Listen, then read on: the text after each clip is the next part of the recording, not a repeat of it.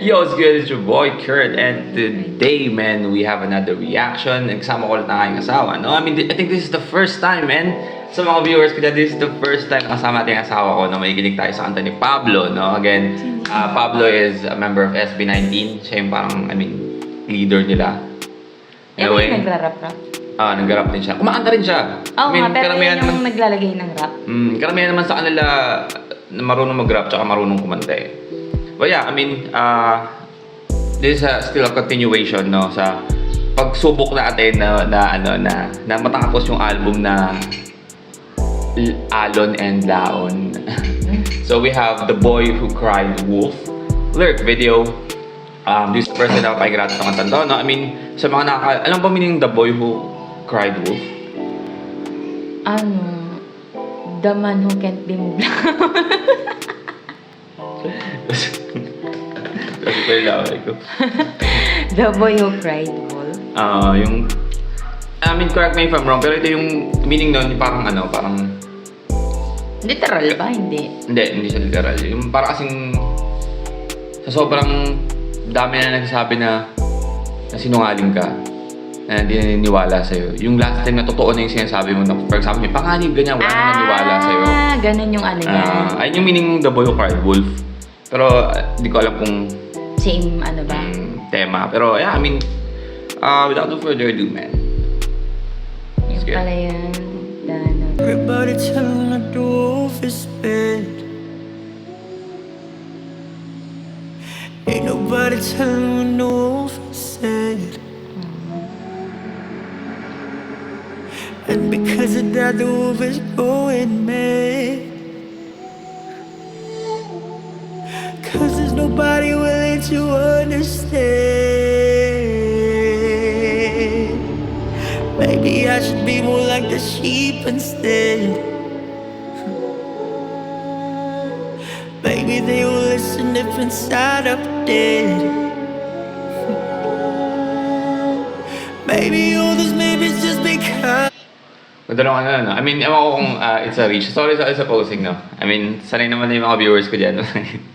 Bigla lang ako nagpo-post in the middle of shit. Pero, parang, I don't know if this is a reach, no? Pero sabi nga niya, di ba? I mean, wolf and sheep, always naman na, na magkasama. Dahil nga sa metaphor na, di ba? Yung wolf nga is, nakain yung sheep, ganito. Pero, yung metaphor na parang, yan? Lagi lang sinasabi nila na wolf, yung wolf is masama. Pero wala parang nakakalam kung yung wolf ano ba is malungkot, ganyan. Kung maging sheep na lang kaya ako, magsapain na kaya ako ng mas maraming tao. Di ba kasi yung sheep is kadalasan sumusunod sa crowd, right? Kaya nga meron ngayong term na sheeple. Di ba? Isa kang sheeple, sumusunod ka lang, or Sheeple. Pinagsamang sheep. tsaka people. Ibig sabihin nun, sumusunod ka lang. Ano mo yun, wala kang sariling desisyon, sumusunod ka lang. Di ba, ganun nga kadalasan yung mga sheep. Sumusunod ka lang doon sa nagpapastol sa'yo. Ganun. Pero yung wolf kasi is, an alpha shit, no? Predator. I mean, alam ko meron silang, kaya tayo mag-trivia ng ganun. Basta, I mean, unlike sheep, wolf, mas malaya silang gumalaw. Parang ganun.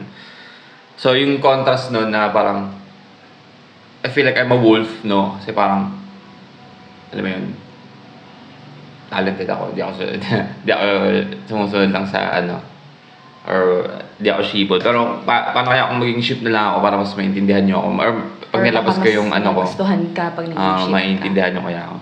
I don't know if this is a reach, no? Pero, let's fucking go. Cause there's nobody willing to understand. Maybe I should be more like the sheep instead.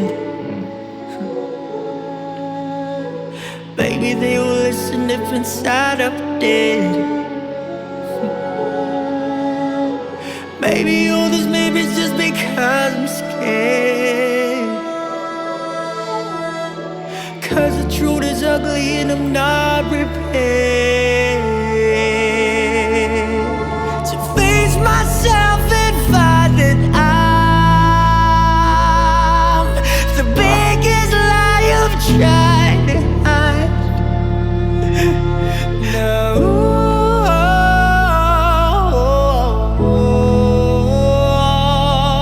No.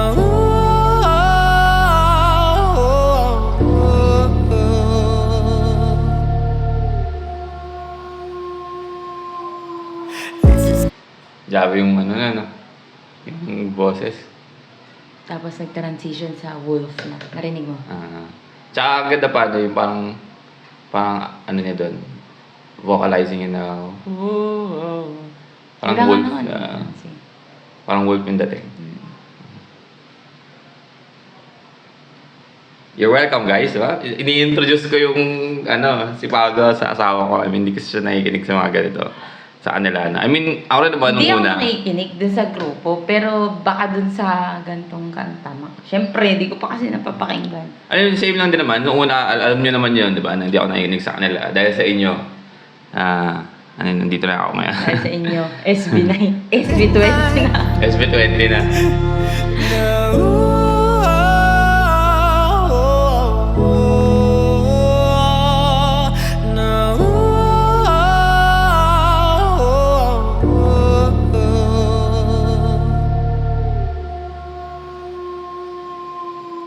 This is getting out of hand. Ang aking mga paa na may nanginginig, naman lang nagkangkang kumilala sa aking tinig.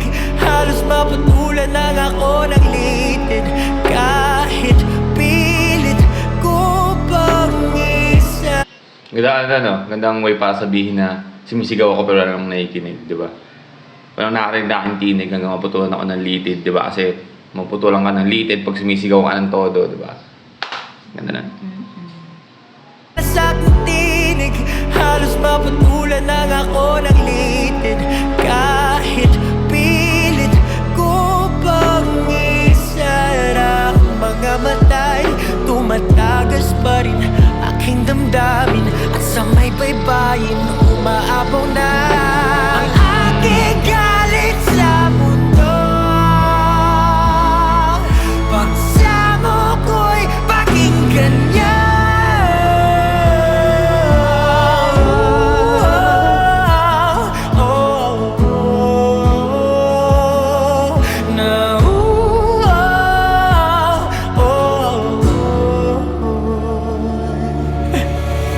Patawarin mo naman ako, di ko naman inasahan to. Wala naman akong ibang gusto, alam mo yan, kahit walang ideya ang mundo. At sa kabila ng mga pangyayari, wala naman akong iba pang masasisi, kundi ang sarili, piniling isang tabi. Marahil nga itinakda na akong masuwi, malayo lang sa mundo. Ang tupang sakripisyo.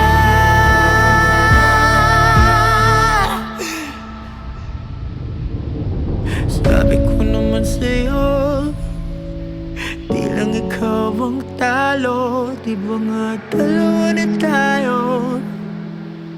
Dalawa na tayo.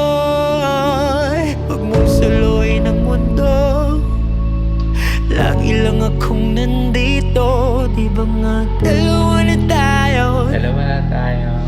Dalawa na tayo.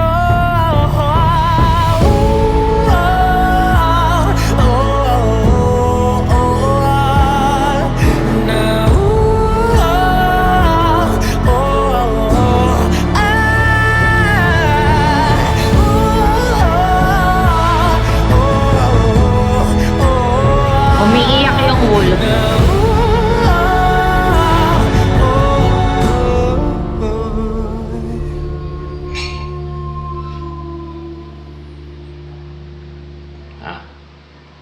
Boy. Napasyat ako dun Alright, well again, that's Pablo, the boy who cried wolf, man. I mean, vocals, man. Sabi, man. Sabi ko na lahat ng gusto kong sabihin sa inyo tungkol dyan, no? Pero, ayun na nga. I mean, siguro dahil the boy who cried wolf. Kasi, di ba, parang gusto kong intindi, di ba? Ayun na nga. Pero hindi nila maintindihan. Ayun.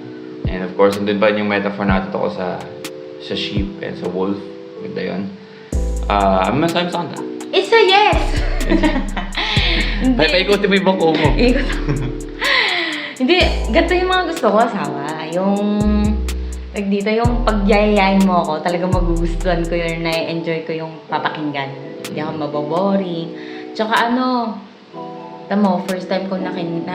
Ngayon lang ako nakakarinig ng di ba, storytelling yung dating talaga niya eh, di ba?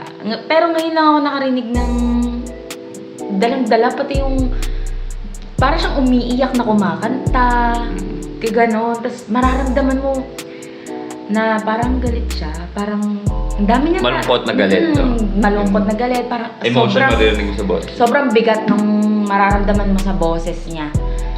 Ayun, parang Ito yung kahit di ka depressed pa, nakinig ka na ito, depressed ka na. yun nga yun, tsaka parang siyang pang-emo. Pang-emo, no?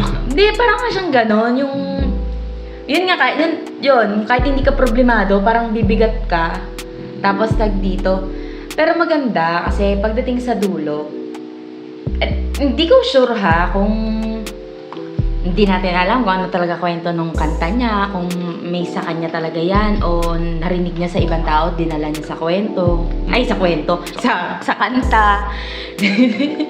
Dinala niya sa kanta. Tapos, ang maganda doon sa pagkakagawa nung mga kanta, nung kwento, yung parang ang bigat nung una, gitna, pero pagdating sa dulo, na parang wala kang ibang kakampi kundi sarili mo lang. Yun yung parang tinutukoy niya na dalawa tayo. Huwag mong solohin, pero dalawa tayo. Hindi ibang tao, kundi ikaw pa rin. Diba?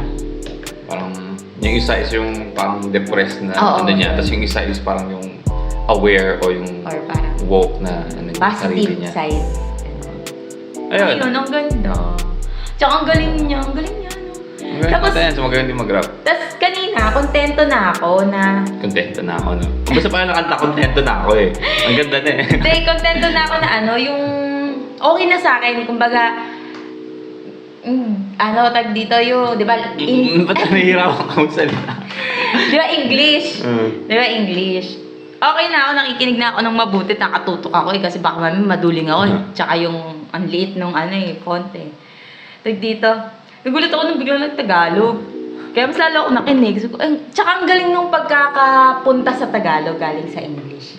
Meron kasi mga napapakinggan na yung mga parang ang corny. Ang corny. Parang gano'n. Basta ang galing. Papakinggan ko yan ng pagka sound trip.